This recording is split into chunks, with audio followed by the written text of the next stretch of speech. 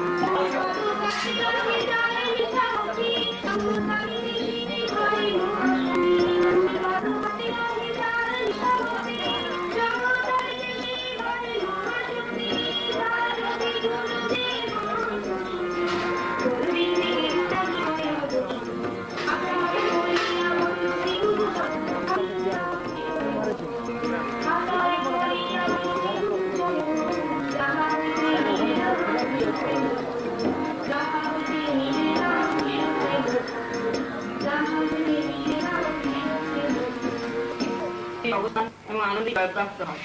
আনন্দ চিরদিন ছিল, আছে এবং থাকবে।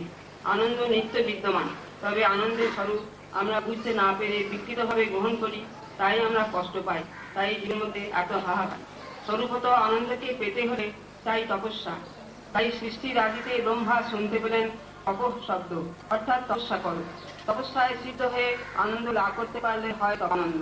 আমাদের পরম গুরু মহারাজ তপস্যারব্ধ আনন্দ বিগ্রহ, তিনি তার সারা জীবন দিয়ে দেখিয়ে গেছেন তপানন্দ লাভ কিভাবে করতে হয় এবং করানো হয়।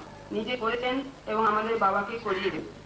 মানুষ মাত্রই এই তপানন্দ লাভের অধিকারী, কিন্তু মহামায়া এমনই তার মায়াজাল বিস্তার করে রেখেছেন যে মানুষ ওই আনন্দকে বিকৃত রূপে সুখ বলে পেতে যাচ্ছে, আর সুখের নেশায় ছুটে বেড়াচ্ছে কেবল কিছুতেই বুঝতে দিচ্ছে না যে সুখ অনসায়ী, কাঁচের জিনিসের মতো একেবারে ঠুনকো। এই আছে এই নেই অনিত্য। এই অনিত্য সুখ লাভের জন্য আমরা কত কষ্ট স্বীকার করে মনুষ্য জীবনে অমূল্য সময়টা একেবারে নষ্ট হয়েছে। যশ, প্রতিষ্ঠা, উপাধি, বাড়ি, গাড়ি, গোস্বামী যশ প্রতিষ্ঠাকে সুপরিপ্রতিষ্ঠা বলেছেন, আর আমরা ওই সুপরিপ্রতিষ্ঠার জন্য কত লালায়িত। পদে পদে ঠোক্করও খাচ্ছে অনেক। বাবা আমাদের কতভাবে বলছেন সুখের মুখে ছাই দিয়ে বড় ভাই ধন্য হরি, আরো বলেন সুখ থেকে আবারটা, দুঃখ থেকে বিগাড়টা, কিন্তু খুবই ভুলবার না। অনিত্য সুখ লাভের আশায় আমরা যে কষ্ট স্বীকার করি, সেই কষ্ট যদি আমরা তপানন্দ লাভের জন্য স্বীকার করি, তবেই আমাদের মানব জন্ম সার্থক হবে। মানুষ যখন সুখের পেছনে ছুটে ক্লান্ত করে এবং মহামায়ার কৃপায় সুখের অসারতা অনিত্যতা একটু একটু বুঝতে পারে, তখন বিশ্রামের জন্য একটি স্নিগ্ধ শীত আশ্রয় খুঁজে বেড়ায়। এই খোঁজা আন্তরিক হলে সত্যরূপী মহাপুরুষের চরণে সেই আশ্রয়ে উঠে যায়। মনুষ্যোত্তম, মুক্তম, মহাপুরুষের সংসর্গ, এই তিনটি ভুল। কাজে রূপী মহাপুরুষের সংসর্গে আশা প্রত্যাশা হতে দেরি হয় না। গুরু ক্ষেত্রে আনন্দ বীজ বহন করে। অনেক সুখ আমি দিতে পারি না, কিন্তু অত্যন্ত অসুখের অনন্ত আনন্দ দিতে পারি বলে ক্ষেত্রের ইট পাটকেলগুলিকে দূরে ফেলে দিয়ে ক্ষেত্রকে আন্দাজ মুক্তি পারেন। তারপর ধীরে ধীরে তাঁর তত্ত্বজ্ঞান উপদেশ মুক্তি পাওয়ারই সিঞ্চন দ্বারা বিজঙ্কৃত হয়। অতঃপর ক্ষেত্র আধারে ধারণা শক্তি এলাই আনন্দ বৃক্ষ ফলফুলে বিকশিত হয়। কোনটি তাড়াতাড়ি, কোনটি দেশ হয়তো বা একজন না হয়ে পরজন্ম অবধি যে ট্রেনে যেতে হয়, কিন্তু শেষ সেই আনন্দেই। ততক্ষণ পর্যন্ত সেই আনন্দে পৌঁছে তাতে অবস্থান না করা হয়েছে ততক্ষণ তপস্যা চলবেই। আনন্দে অবস্থান করতে পারে তবেই হবে তপানন্দ। তপানন্দ শুধু ব্যক্তিবিশেষ নয়, এ হল চরম ও পরম উপলব্ধি। ইহার বাসুদেব সর্বম, এই উপলব্ধি তপানন্দ। এই উপলব্ধির জন্য চাই প্রেমা ভক্তি ও অভিচারিণী ভক্তি। এই ভক্তি কিভাবে পাওয়া যায়? শ্রীগুরু গোবিন্দের সেবা দ্বারা হয়। প্রশ্ন হতে পারে শ্রীগুরু সেবার সুযোগ পাই কই? থাকা হবে না হলে মানুষের তো করা যেতে পারে। মন দিয়ে তার চরণ ছুঁয়ে যায়, অথবা গুরু যারা সেবা করেন তাদের সেবা করলেও তারই তো সেবা। গীতায় আছে মদ ভক্তানাঞ্চ যে ভক্তার্থে মেয়ে ভক্ত সমামতা। সেবার্থে প্রীত করা, ঈশ্বর চিত্তার্থে, গুরু চিত্তার্থে, ভক্ত চিত্তার্থে কাজ করাই সেবা। সেবা হতেই পরম লাভ। বাবা আজকাল দিতে একটা কথা খুব লেখেন, শরণাগতির স্বাচ্ছন্দ্য। বাস্তবে কি, যখন বাবার কাছে থাকি আমি কর্তায় যেন একবার হৃদয় হয়। এমন আনন্দে মজবুত থাকি যে ভয় ভাবনা লেশ থাকে না, অতীতে সময় দেখা যায় না। এমন স্বাচ্ছন্দ্য কোথাও থাকে না। বাবার কাছে শিশুর মতো পরম নির্ভরতায় থাকি। শরণাগতের আশ্রয় কিনা, তাই এত স্বাচ্ছন্দ্য অনুভব হয়। সর্বত্র সহকারে যদি ওইরূপ শরণাগত হয়ে থাকতে পারি, তবেই তো স্বাচ্ছন্দ্য অনুভূত হবে। তা তো হয় না। বাবার কাছে আসতে না আসতেই অহংকর্তা খোঁজ করে ওঠে, আর উনি সব স্বাচ্ছন্দ্য চলে। শ্রীগুরু কৃপা জীবনে শরণাগতির স্বাচ্ছন্দ্য আনাটাই তপানন্দ লাভ। প্রয়োগ করো করতে বাবার মুখে ফেনা শিখাতে, কিন্তু কতটুকু আমরা প্রয়োগ করতে পারছি তা বুঝতে পারছি না। তবে প্রার্থনা করি আমাদের মধ্যে যেন তপানন্দ ভাবনা প্রবাহিত হয়ে তোমার মনোমত হতে পারি। সেই গুরুদেব, তুমি হৃদয়ে তপানন্দকে বসিয়ে তপানন্দ হয়েছ, তুমি কৃপা করে আমার মনের হৃদয়কে নিজেকে নির্মল করে এসে বসে কথা খুব লেখেন শরণাগতির স্বাচ্ছন্দ্য। বাস্তবে কি, যখন বাবাকে থাকি আমি কর্তায় যেন একেবারে হৃদয় হয়। এমন আনন্দে মজবুত থাকি যে ভয় ভাবনা লেশ থাকে না, কোথা দিয়ে সময় যায় বোঝা যায় না। এমন স্বাচ্ছন্দ্য কোথাও থাকে না। বাবার কাছে শিশুর মতো পরম নির্ভরতায় থাকি। শরণাগতের আশ্রয় তিনি কিনা, তাই এত স্বাচ্ছন্দ্য অনুভব হয়। সর্বত্র সর্বকালে যদি ওইরূপ শরণাগত হয়ে থাকতে পারি, তবেই তো স্বাচ্ছন্দ্য অনুভূত হবে। তা তো হয় না। বাবার কাছ থেকে আসতে না আসতেই অহংকর্তা খোঁজ করে ওঠে, আর অমনি সব স্বাচ্ছন্দ্য চলে যায়।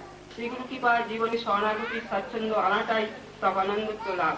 প্রয়োগ করো বলতে বলতে বাবার মুখে ফেনা ছুটে যাচ্ছে, কিন্তু কতটুকু আমরা প্রয়োগ করতে পারছি তা বুঝতে পারছি না।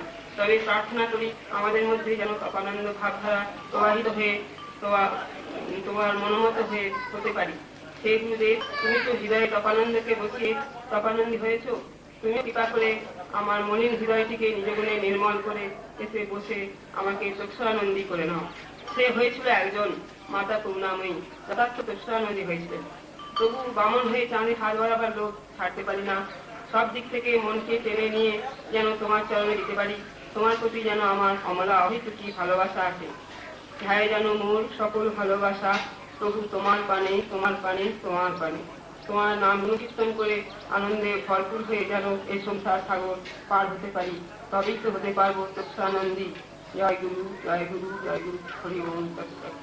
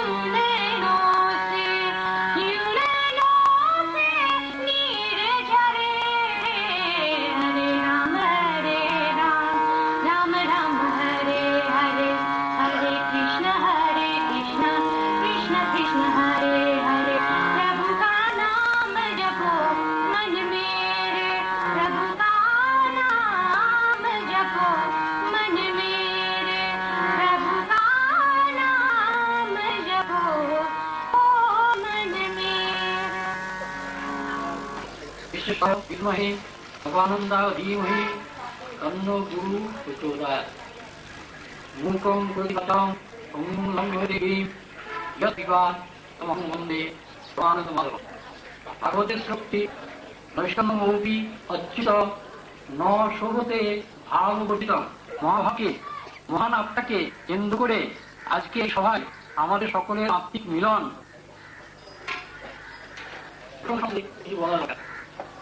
খুবই বস্তু তার কথাতে স্থিতপথে বলবার চেষ্টা করবে।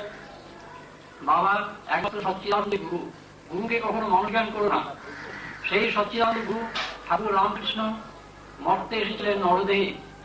আমরা তাকে চাক্ষুষ দেখিনি, কিন্তু দেখেছি রামকৃষ্ণ লীলা সঙ্গিনী শ্রী মাকে।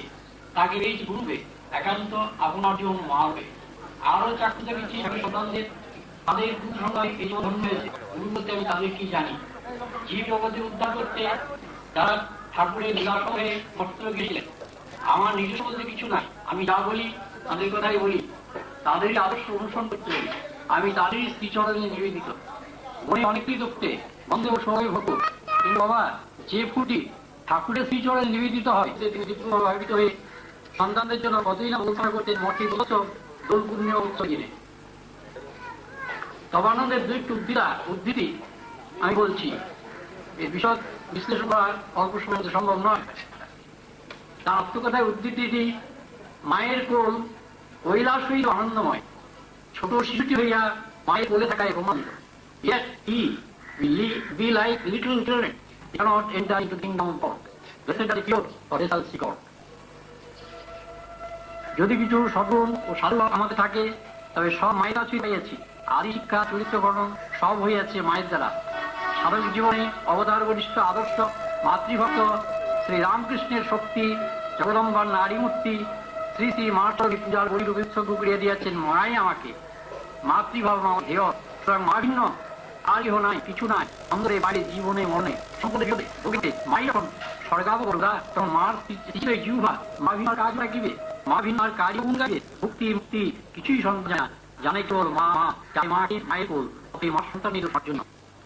আর একটা উদ্ধৃতি, আমাদের বারপুরে যখন তিনি আসতেন, তার অন্তর্ভুক্ত ছিল বিশ্বাসমহয়, স্বর্গীয় বিশ্বাস, সত্যানন্দ বিশ্বাস মহোদয় এবং প্রণিক বিদায় মহাশয়। তাদের একত্রে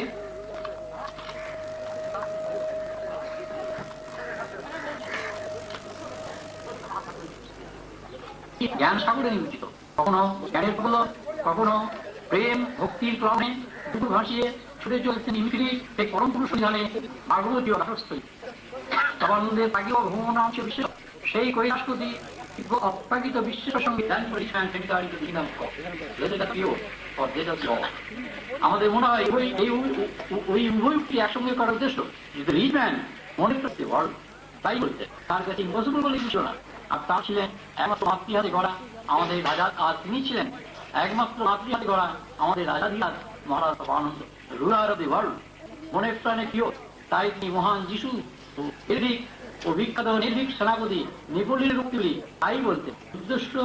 উদ্দেশ্য ওই লক্ষ্যে, ওই অতীব উচ্চ মন্দির চূড়ার দিকে আমাদের দৃষ্টি আকর্ষণ করা।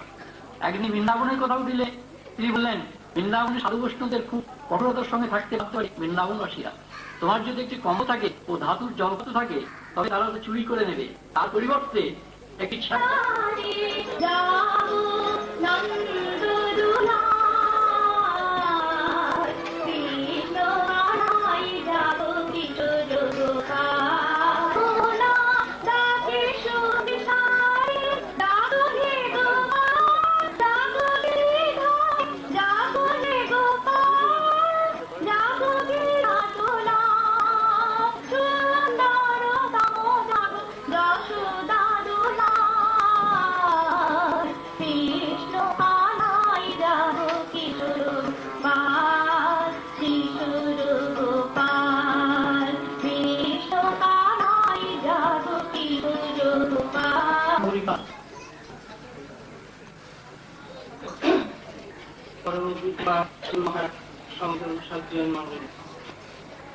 আজ সবাই আমরা সম্মিলিত হয়েছি শ্রীমৎ স্বামী প্রকানন্দ মহারাজের ৭৭ জন্মজয়ন্তী উৎসবের শেষ পর্যায়ে। এই শেষের মধ্যেই থাকে অশেষ যুক্ত মানব জীবনে, সাধারণ জীবনযাত্রার মধ্যে থাকে একটা আনন্দ অনুভূতির জীবন, এবং সেই জীবনের সার্থকতার গতিকে মধুময় করে তুলতে এই উৎসব অনুষ্ঠানের আয়োজন আমাদের প্রেরণা যোগায়। তাই উৎসবের দিনটি হয় স্বতন্ত্র। কবিগুরু যাকে বলেছে, সহস্রের মাঝে আদি সংকীর্ণ স্বার্থের সীমা থেকে বেরিয়ে এসে আজকে সমষ্টির আনন্দে মিলিত হওয়ার সুযোগ পেয়েছি এই উৎসবে। তাই আসুন আজকে আমরা এই উৎসবের পবিত্রতা, এই ভাব গাম্ভীর্যতা অনুভব করি। শ্রী মায়ের কৃপায় তার সাধক জীবন তপস্যার আনন্দোজ্জ্বল প্রভায় শ্রীমণ্ডিত হয়েছিল। আমাদের যেটুকু আমার হয়েছিল, তাই দিয়ে এইটুকু বুঝেছি যে তিনি ছিলেন একজন মহাপ্রাণ, মহামানব, মহাপুরুষ। তার প্রাণে ছিল অগাধ ভালোবাসা, এবং সেই ভালোবাসা দিয়ে তিনি আমাদের আপন করে টেনে নিয়েছিলেন। এবং তার সেই জানি শ্রীরামকৃষ্ণ, সারদা, তত্ত্বিকানন্দ, তপানন্দ পরম্পরায় আমরা অপভাগ্য আমাদের, এবং ঠাকুমা স্বামীজি তাদের ভাবধারায় আমাদের জীবন পথে নির্দেশিকা হবে। মানব জীবনের কেউ লক্ষ্য হল শুদ্ধ বুদ্ধ সচ্চিদানন্দ আত্মার সাক্ষাৎকার লাভ করা। পোশাক করে সাথে আত্মা আনন্দ দিচ্ছি, আত্মাকে জানো, এবং এই জানার জন্যই সাধনা।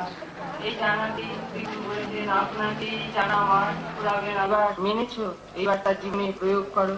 এবং তিনি তা একটা সূত্রের আকারে আমাদের মধ্যে বলেন, জানা, মানা ও চেনা। এই তাও যদি মনে করি তাহলে সেই কাজ হবে আমাদের তাই উদ্দেশ্যে সেই কাজ হবে সম্পর্কে করবার, এবং সেই সেবাই হবে সেবা। এবং এই সেবা এই যদি আমরা মনে করতে পারি, এই সাংসারিক কাজগুলিকে যদি আমরা মনে করতে পারি যে যা করছি এ তোমারই সত্যিকারের জন্য ইষ্টগুরুর সেবার মনোভাব নিয়ে যদি আমরা প্রতিটি কাজ করি, তাহলে আমাদের চিত্রের মালিন্য দূর হবে। এবং মায়ের যে কথা, যে কর্মেই কাটে কর্মবাস, তাও হবে। এবং এইভাবে কাজ করতে করতে আমাদের চিত্ত সুস্থ হবে, অন্তঃকরণ পবিত্র হবে। আমরা বুঝতে পারবো, সেই সত্যের সন্ধানে আমরা এগিয়ে যেতে পারবো। এই জন্য চাই আমাদের দৃষ্টিভঙ্গির পরিবর্তন। এবং এই পরিবর্তিত দৃষ্টিভঙ্গি নিয়ে যদি আমরা সংসারে কাজ করি, তাহলে আমরা আমাদের যে প্রবৃত্তি, আমাদের যে ইন্দ্রিয়, সেইগুলিকে আমরা মোড় ফিরে দিতে পারবো। এই ক্রোধ, যে যার দ্বারা আমরা চালিত হয়ে সংসারে কত অনর্থ ঘটায়, সেই ক্রোধকে যদি আমরা মোড় ফিরে দিই, আমরা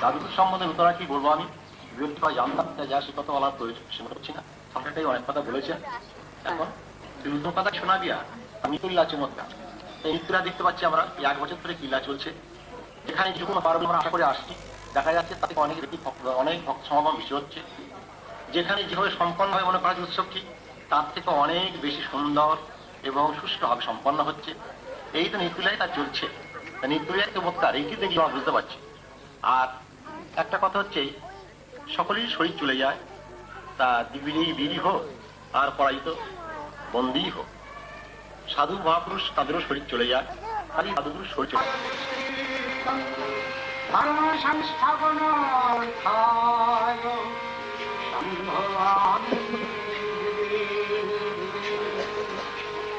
যুগে যুগে সম্ভব হয়েছে এই জন্যই তিনি অবতীর্ণ হয়ে এসেছেন রামকৃষ্ণ বিবেকানন্দ স্বামী রামানন্দ এবং স্বামী চক্রানন্দ স্বামী অমরনাথ বহু রূপে তিনি এসেছেন এই সমাজকে শ্রীমন্ত বিশ্বেশ্বপুত্র আয় ধমানি দিব্যানি বস্তু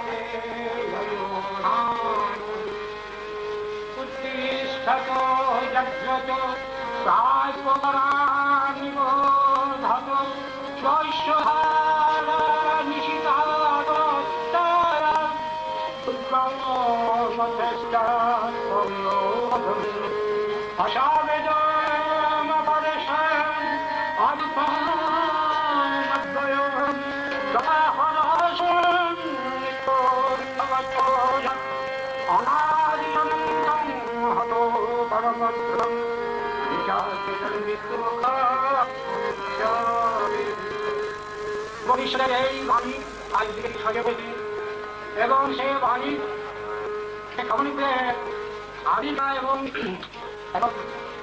আশ্চর্য খণ্ডকে প্রভাবিত করেছিল তারা আপনার সবাই জানেন তার জন্য একটি উদ্ধৃতি এখানে আমি দেখছি জীবন জিজ্ঞাসা যখন আসে সেখানে করতে গিয়ে ভার্জিনিয়া উঠবে আসবো আমাদের কিছু বলার নাই আমি কি কীর্তন করবো সবাই কম টাকা লিখছে 2-3 মিনিটের মধ্যে এক করতে পারে ছোট করে কীর্তন করতে হবে তো 4 মিনিট আচ্ছা 4-5 মিনিট পরে ভাগবত করছি এরপরে ভাগবত আরম্ভ হচ্ছে তো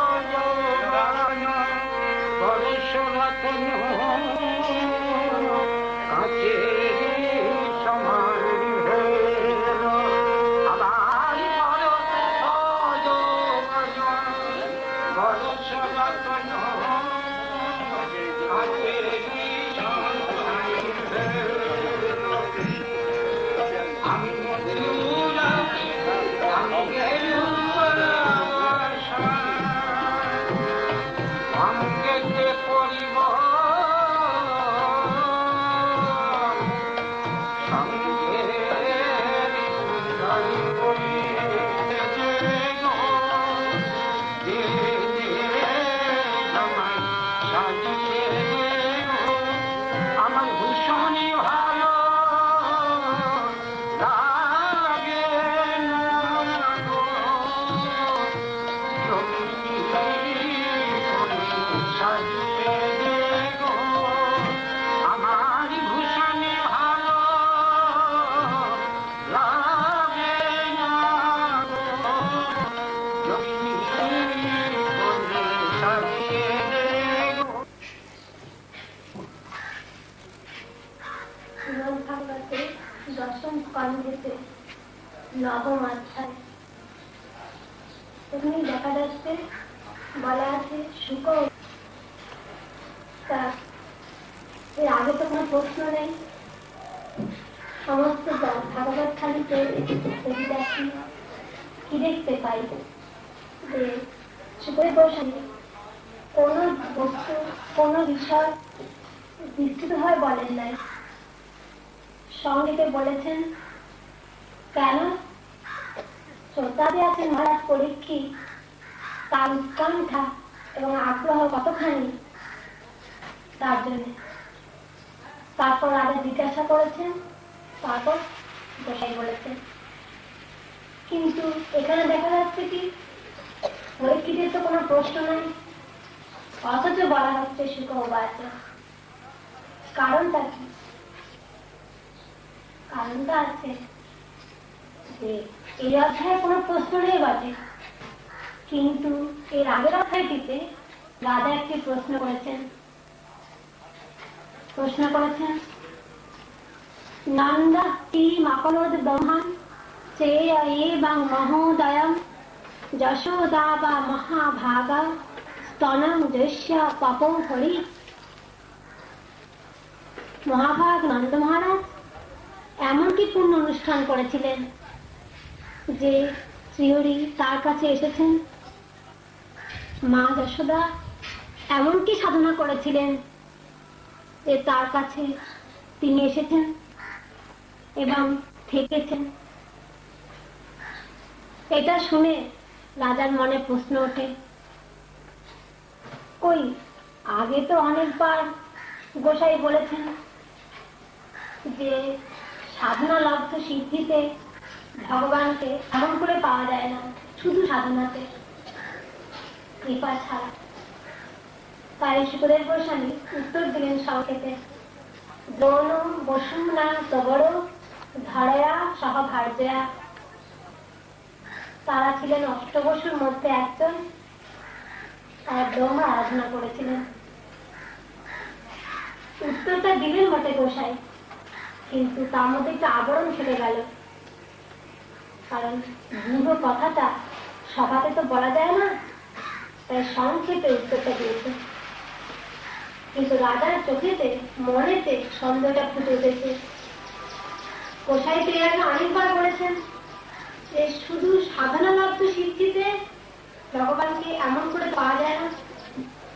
অনেকেই পেয়েছেন ভগবানকে, কিন্তু এরকম স্বাধীনভাবে চেষ্টা করা, লালন পালন করা, এটা চাত্র পালনে কি করে এরা হয়? কিন্তু বলতে পারেনি, চোখেতে পোষা ফুটে উঠেছে। তাই দেখে গোসাই এই গামবন্ধনটা বলেছেন। এটা শুনে রাজার মনে সন্দেহটা চলে গেল। আর তারই মধ্যে আরেকটু লাভ বলেছেন, জগলার্জুন ভঙ্গলীলা। তাতে দেখিয়েছেন গোস্বামী যে সাধুকে অনাদর অবজ্ঞাতে কি হয় আর সাধুগণের কৃপাতে কি হতে পারে। শুকদেব গোস্বামী বলে যাচ্ছেন মহারাজ পরীক্ষিতকে, মহারাজ যেমন শুনেছি গোসাই মুখেতে,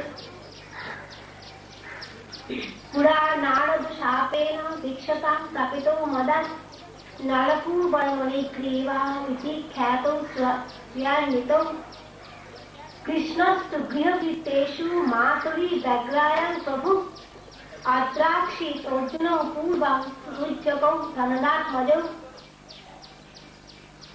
গৃহকার্যেষু ব্যগ্রায়া মা ঘরের কাজে ব্যস্ত করেছেন।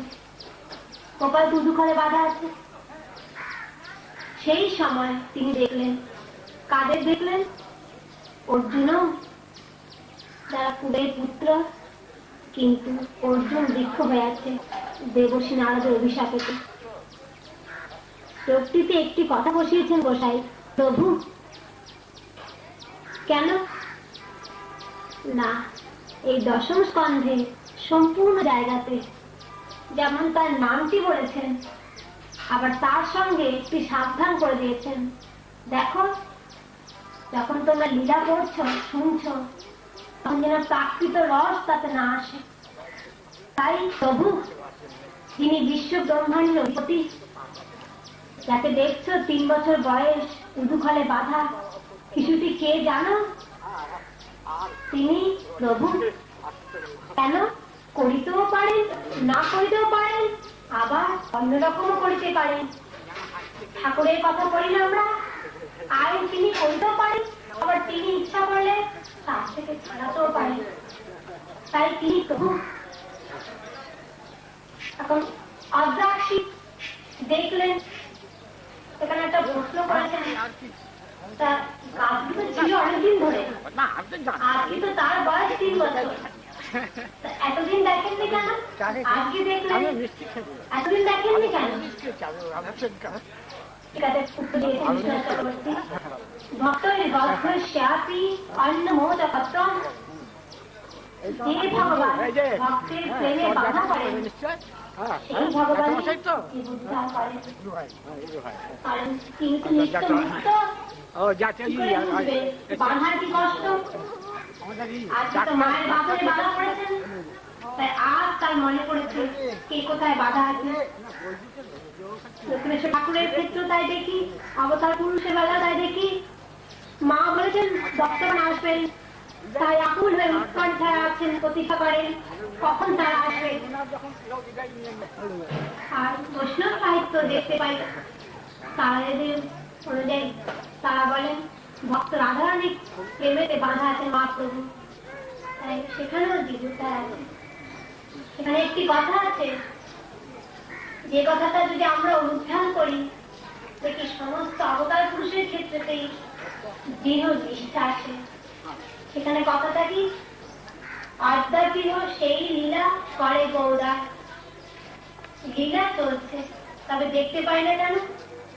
লীলার 2 ভাবে প্রকাশ, প্রকট এবং অপ্রকট অবস্থাতে প্রকাশ। লীলা যে নাই তা নয়।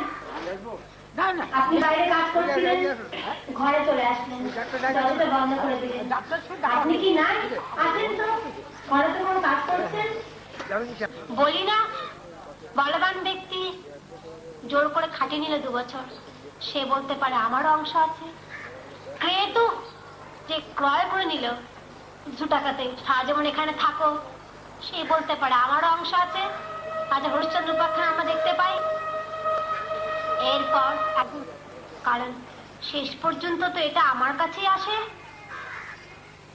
প্রায় ঝগড়া মিটে গেছে, এমন সময় একটি কুকুর এসে পৌঁছয়, বলে আগুনকে, দেখুন বটে আপনার প্রাপ্য, কিন্তু কোনো কোনো সময় আমরাই পাই। প্রচন্ড ঝড়, বাজ, বিদ্যুৎ আছে, তখন পরম আত্মীয় সঙ্গী তার অর্ধদগ্ধ দেহটিকে ফেলে সঙ্গীরা চলে যায়, তখন তো আমরাই পাই। তো এই যে 9 জনের দেহ অংশ, এবং সাধারণং দেহম অব্যক্ত প্রভাবায়পয়ম কো বিদ্বান আত্মসাৎ কৃত্বা হন্তি জন্তুন রীতি শত।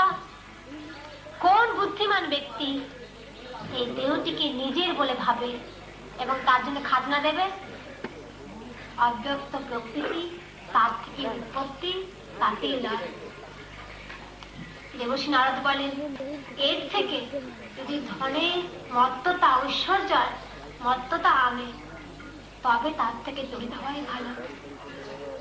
দরিদ্র নিরহং স্তম্ভ মুক্তা সর্বমদৈব কৃচ্ছং যদ্বিচ্ছয়াপ্নোতি তদ্ধিতস্য পরম তপা।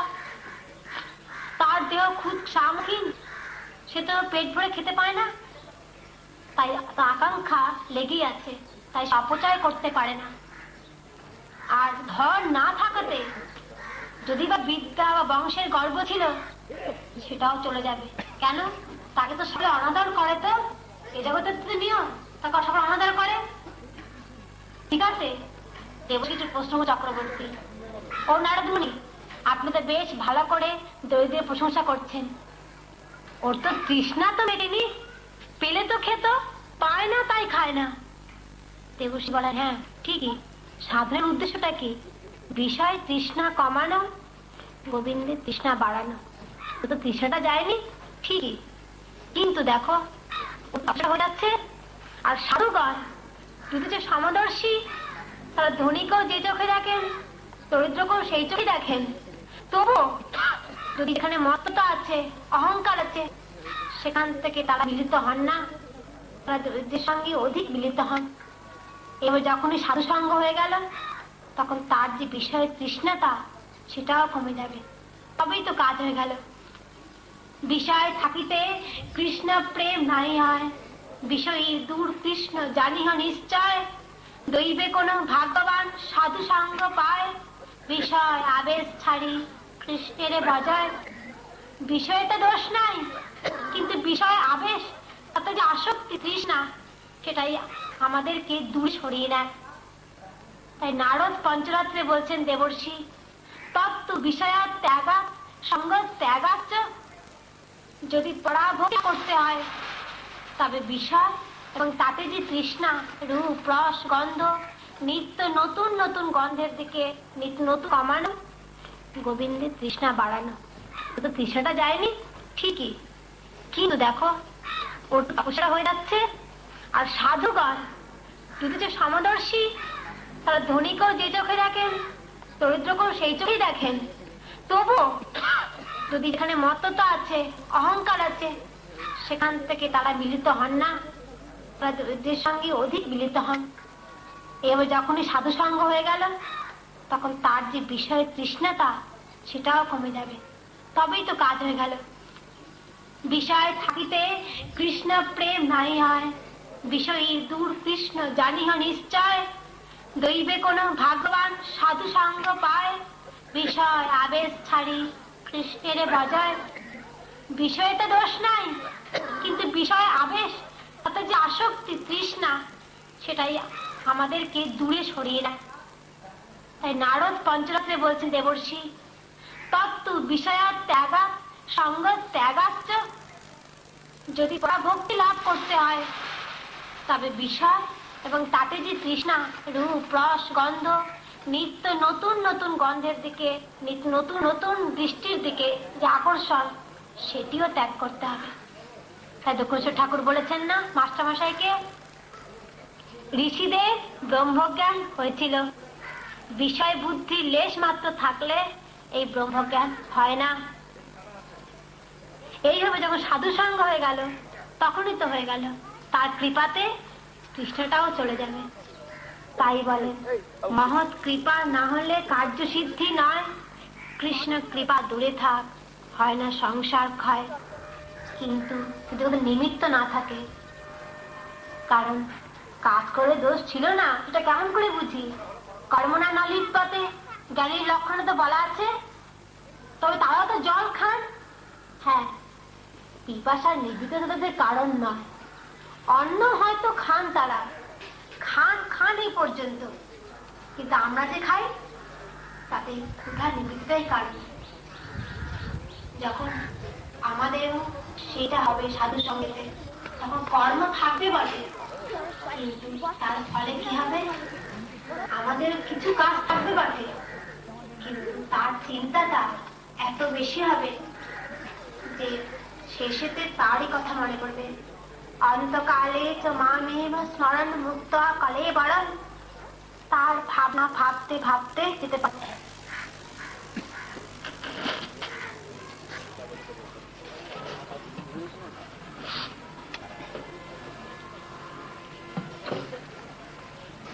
विश्वेश्वराय विद्महे तवानंदाय धीमहि तन्नो गुरु प्रचोदयात्। হয়েছে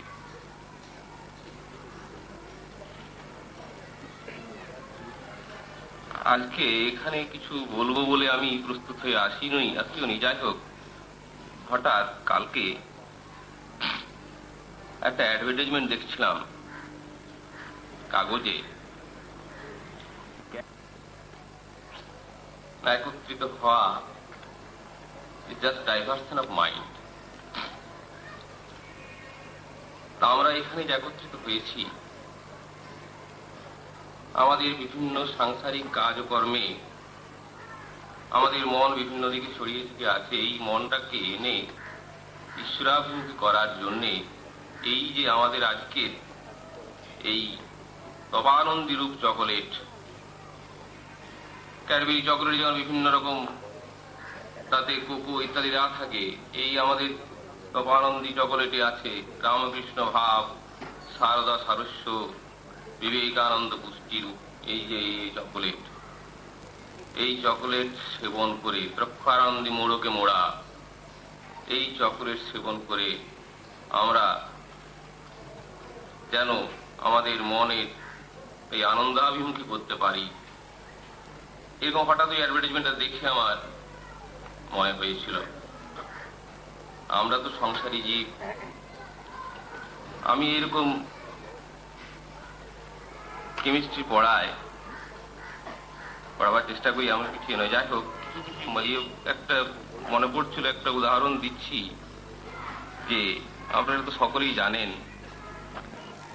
আমি নিজেকে কৃতকৃতার্থ মনে করছি।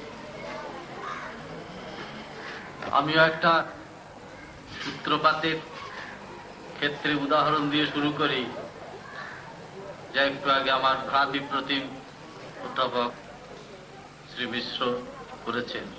কিছুদিন আগে দূরদর্শন প্রতিবেদনে দেখছিলাম ম্যাক্স মুলার সম্বন্ধে একটি আলোচনা, যেটা আমাদের ভারতবর্ষের উচ্চশিক্ষা পর্ষদ থেকে প্রচারিত হয়। সেই ছবিতে দেখা গেল যে ম্যাক্স মুলারের জন্মস্থান জার্মানিতে। একজন ম্যাক্স মুলার অনুরাগী, তিনি জনে জনে জিজ্ঞাসা করছেন, আবাল বৃদ্ধ বনিতা, ছোট থেকে বৃদ্ধ পর্যন্ত জিজ্ঞাসা করছেন জার্মানদের, ম্যাক্স মুলারকে চেনো? কিন্তু কার্যক্ষেত্রে দেখা গেল যে তারা ম্যাক্স মুলারকে চেনে না। বলে, না, এরকম তো নাম শুনিনি। এক যুবক সৎসাহে বললেন, যারে তিনি তো খুব বিখ্যাত কমেডিয়ান না? আবার ভারতীয়দের কাছে, সে দেশবাসী ভারতীয়দের কাছে যখনই তার মাইকের মাউথপিসটা নিয়ে গেলেন, তারা বলছে, হ্যাঁ, সেই প্রখ্যাত ভারত জ্ঞানীকে চিনি, যার অভিধান, যার ভারত সম্বন্ধে জ্ঞান অতুলনীয়। যাই হোক, বহিরঙ্গ জগতে ম্যাক্স মুলার নেই, কিন্তু তারপরেই ক্যামেরাকে ঘুরিয়ে এনে দেখা গেল যে বিশ্ববিদ্যালয়ের নিভৃত কন্দরে সংস্কৃত চর্চার ক্ষেত্রে ভারতবর্ষের প্রতি যে শ্রদ্ধা নিবেদিত হচ্ছে, তা সংখ্যায় মুষ্টিমেয় হলেও সেই ম্যাক্স মুলারের দেশে ভারতবর্ষের ভারতীয়তার চর্চা চলছে ঠিক। এর থেকে এটাই প্রমাণিত হয় যে বহিরঙ্গের বিচারে, বস্তুভারের বিচারে অন্তরঙ্গ সত্তার সাক্ষাৎকার লাভ করা যায় না। যথাস্থানে যথাযোগ্য বিষয়ের সঠিক আলোচনাও চলেছে। তাই যে আলোচনা, যে সদ্বৃত্তি আমাদের আশ্রয় স্বরূপ, আমরা যেন বারবার তার সাহচর্যে, সান্নিধ্যে এসে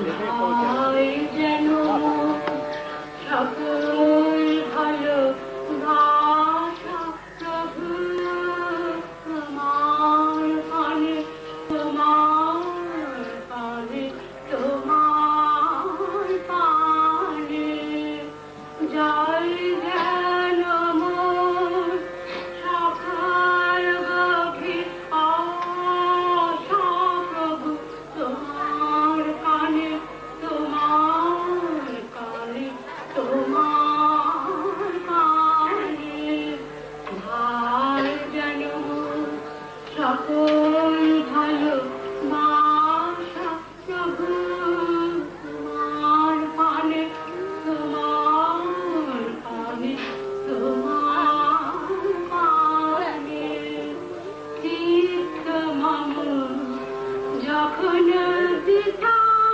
থাকে সারা যেন দাসে তাপ ডাকে তীর্থ মাম যখন দিতা থাকে সারা যেন দাসে তাপ ডাকে যত বাধার সব জটিল যেন প্রভু তোমার তালি তোমার তালি তোমার তালে ভাই যেন সকল ভালো বাসা প্রভু তোমার পানে তোমার পানে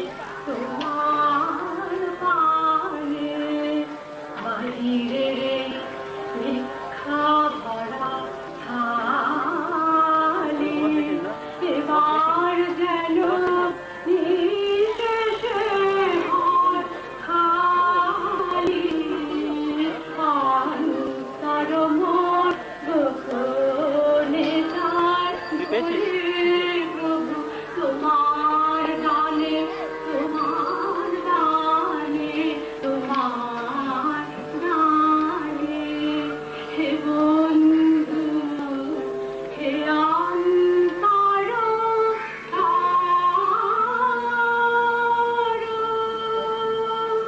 হে জীবনে যা কিছু সুন্দর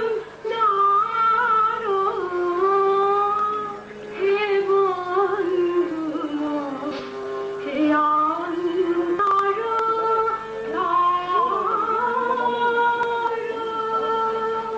হে জীবনে যা কিছু সুন্দর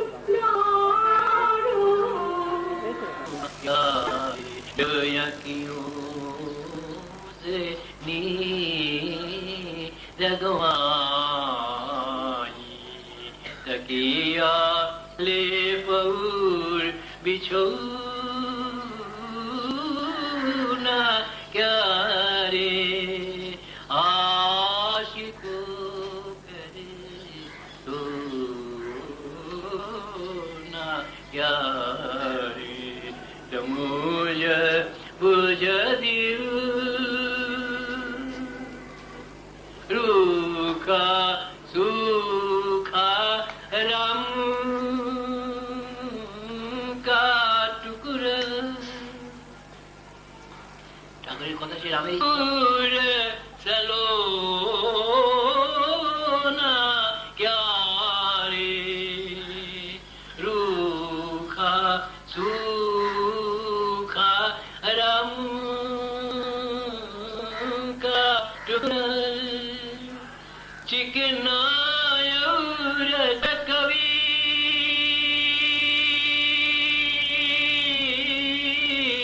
कबीर कहते कबीर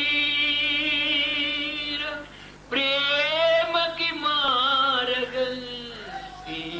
व्यापी रोना क्या रे कहते कबीर कहते कबीर प्रेम की मार्ग या फिर रोना क्या है आशिकों करी सोना यारी समझे मुझे दिल खोज प्यारे आशिकों करे सोना यारी ओम नमः शिवाय गुरवे सच्चिदानंदमूर्तये ओम नमः शिवाय गुरवे सच्चिदानंदमूर्तये ओम नमः शिवाय गुरवे सच्चिदानंदमूर्तये हरि ओम तत्सत् हरि ओम तत्सत् हरि ओम तत्सत् ओम पूर्णमदः पूर्णमिदं पूर्णात् पूर्णमुदच्यते पूर्णस्य पूर्णमादाय पूर्णमेवावशिष्यते ओम